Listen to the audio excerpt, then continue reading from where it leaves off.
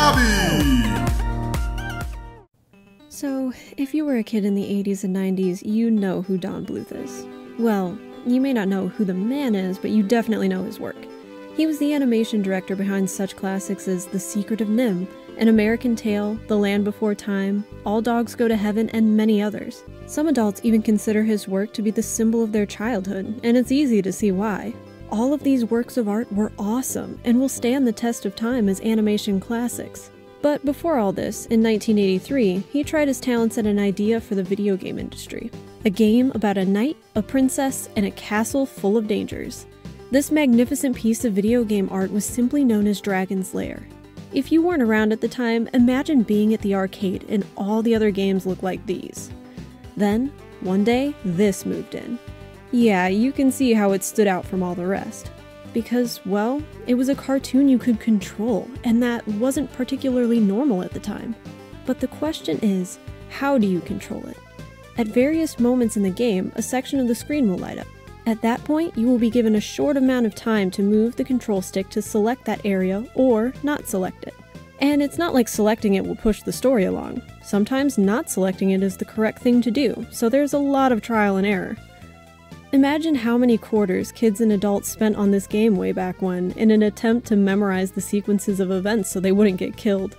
So let's talk about the characters. You play as Dirk the Daring in this epic quest to rescue Princess Daphne. He's kinda just your generic hero knight with not much personality. Probably the idea was to keep him plain so you, the player, could mask your own personality onto him, similar to Link from The Legend of Zelda. But I will say this, Dirk's voice, in my opinion, doesn't match how he looks. With his tough and determined persona, you would think that he would have a low voice, but it is extremely high-pitched.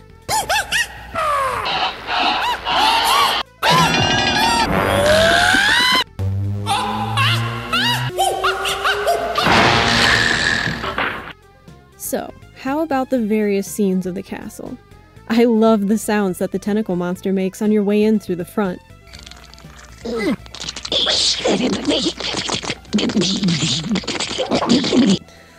It sounds like Hannibal Lecter. So the way these scenes were animated, you approach the situation. You are given a decision, and then a different animation will play depending on the choice you made. If you made the correct one, the story will progress. If you choose wrong, you lose a life. And some scenes go by so fast you can't appreciate the animation. So it does feel rushed, like they should have let it play out longer. Now, don't think you can just memorize these sequences if you game over, because it doesn't work that way. All the scenes are randomized. You could encounter this scene right here, first in one playthrough, but in another it might be the 5th scene. So you really have to be on your guard. So finally at the end you encounter the trapped Princess Daphne, and look at that dress. They sure were allowed to get away with a lot back then. She makes Jessica Rabbit look subtle. But before you save her, you must defeat the dragon in an awesome set of animations. Seriously, sometimes you find yourself just watching the scenes play out because of how awesome it looks. But don't get drawn in too much, you don't want to lose. You make the correct decisions, Dirk saves the princess, and you win the game.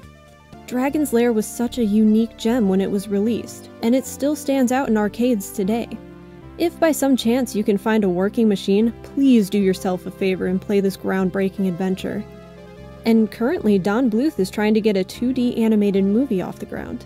I sure hope he's successful because I would love to see more of his great animation. Come on, some studio take a chance on it. We all want to see it. But in the meantime, go play Dragon's Lair. It's still a lot of fun 3 decades later.